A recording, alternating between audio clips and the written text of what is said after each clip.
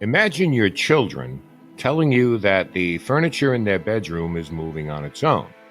At first, you laugh it off, but then you see it with your own eyes.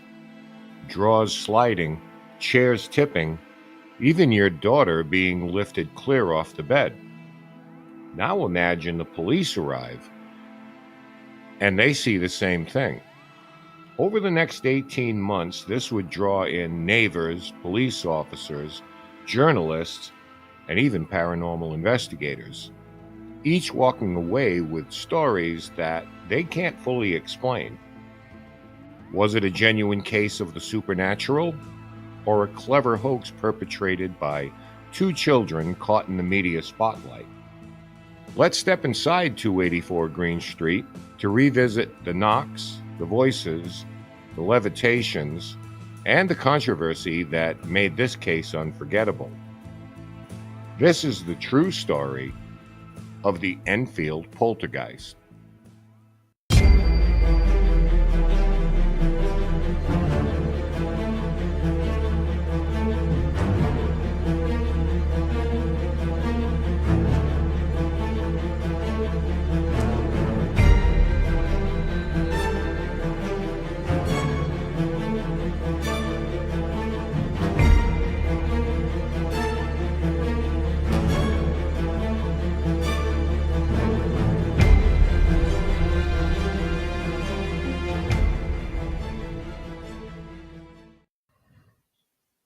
The setting was 284 Green Street in the suburb of Brimsdown, Enfield, a modest two-story council house.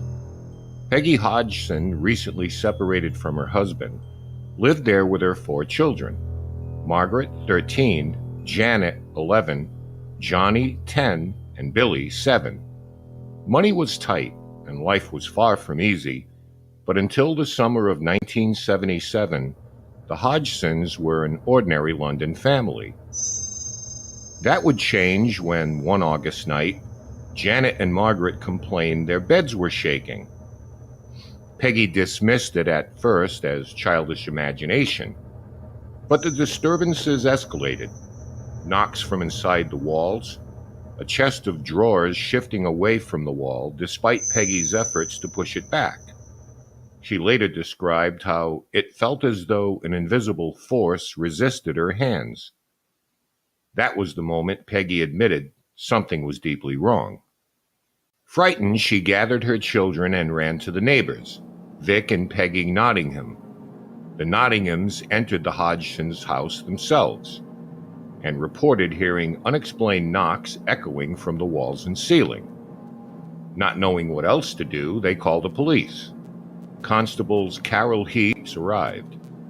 Heaps would later write in her official notes that she witnessed a chair move about 18 inches across the floor without anyone touching it. She admitted she could not explain what she saw. It came off the floor, or nearly a half inch, I should say, and I saw it slide off to the right, about 3.5 to 4 feet before it came to rest. I checked to see whether or not it could possibly have slid along the floor. I placed a marble on the floor to see whether or not the marble would go in the same direction as the chair did, and it didn't roll at all. I checked for wires under the cushion of the chair, and I could find no explanation at all. Though the police made no further investigation, as there was no crime to pursue, the statement became one of the most frequently cited pieces of early corroboration. For the Hodgsons, it confirmed they were not imagining things. The Daily Mirror was the first newspaper to pick up the story, sending reporter Douglas Spence and photographer Graham Morris. Morris claimed that while preparing his camera, he was struck on the forehead by a Lego brick thrown from nowhere, an incident that drew blood. His photographs of the children became front-page news, and soon journalists crowded Green Street. This attention drew the Society for Psychical Research, Britain's leading paranormal investigation group. Maurice Gross, who had recently joined the SPR after losing his daughter in a tragic accident, was assigned. For him, Enfield became a personal mission. He moved into the house for long stretches, keeping detailed notes of every sound and movement. He was soon joined by Guy Lyon Playfair, an experienced investigator who later wrote the book, This House is Haunted. Together, they documented over 2,000 incidents between 1977 and 1979, making Enfield one of the most thoroughly recorded hauntings in modern history. The Hodgsons and the investigators described an astonishing range of phenomena. Toys and marbles flew across rooms, sometimes hot to the touch as if heated in a fire. Cushions and chairs were thrown, doors slammed violently, and puddles of water appeared on the floor. Beds shook violently in the middle of the night, often tossing Janet and Margaret onto the floor. On several occasions, Janet was seen to levitate from her bed. Photographer Morris used a remote-controlled camera to capture the events. The resulting black and white images show Janet airborne above her bed, limbs outstretched, hair flailing. Supporters saw these as evidence of levitation. Skeptics argued she was simply jumping. Most unsettling of all was the voice. Janet, and occasionally Margaret, produced a guttural rasping tone that identified itself as a man named Bill Wilkins. He claimed to have lived in the house and died of a brain hemorrhage in a chair downstairs. This voice was recorded on multiple tapes, often while Janet's mouth appeared to be closed. I want you to tell me whether you remember what happened to you when you died.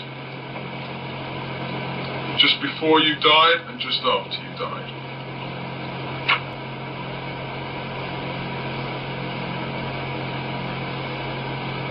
Days before I died, I went blind. Then I had an hemorrhage and I fell asleep and I died in a chair in the corner downstairs.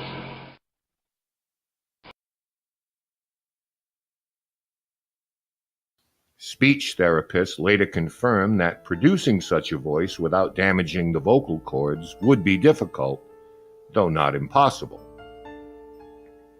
Gross and Playfair compiled mountains of evidence, tape recordings of knocks and voices, written logs of each night, and photographs triggered by sound-activated cameras. They also devised tests. At one point, they placed colored pencils in Janet's mouth to test whether she could still produce the strange voice, and found that she could. They asked the entity questions, and on tape, the voice responded with crude jokes and foul language. Other witnesses included visiting journalists, family friends, and even independent researchers.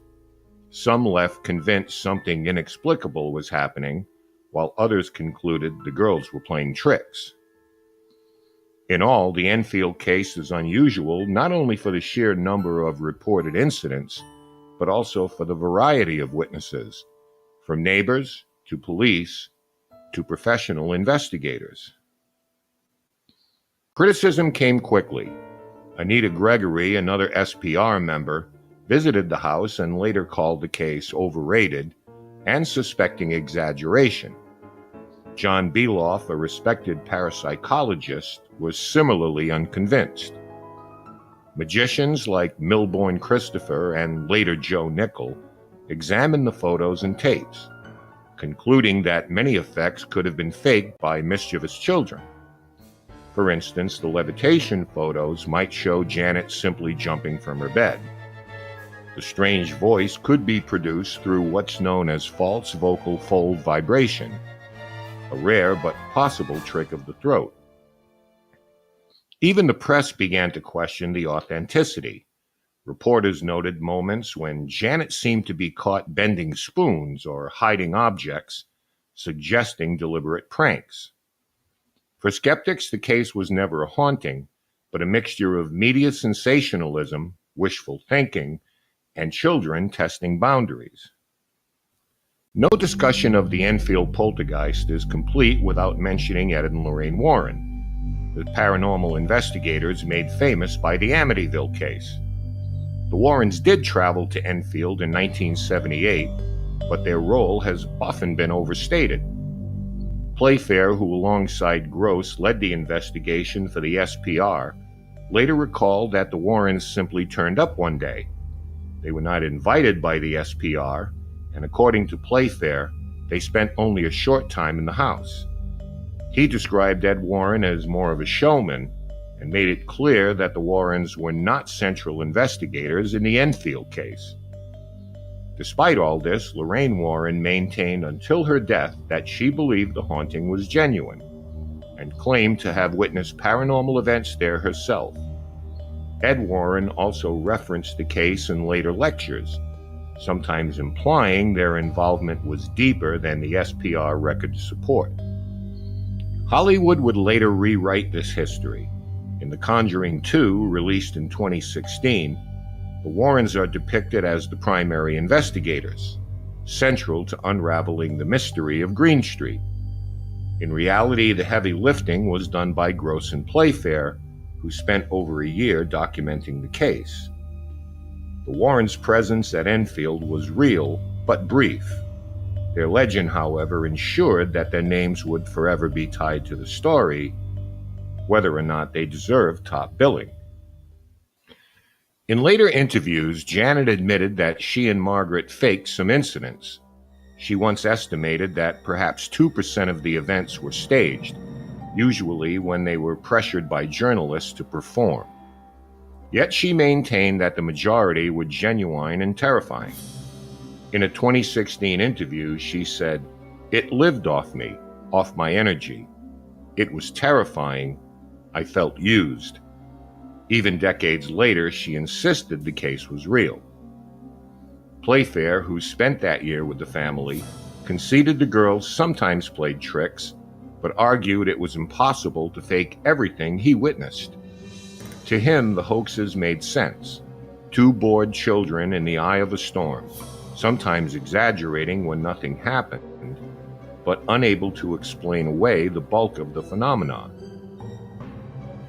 The Enfield case, then, is not a simple story of fact or fraud, but something quite messier, living in the gray area between the two. The Enfield Poltergeist case has never really offered us a neat and tidy ending. Some see it as one of the most convincing hauntings in modern history, and others see it as mischief of children magnified by the press. But the question still remains. What really happened at 284 Green Street in 1977? Was it all a hoax?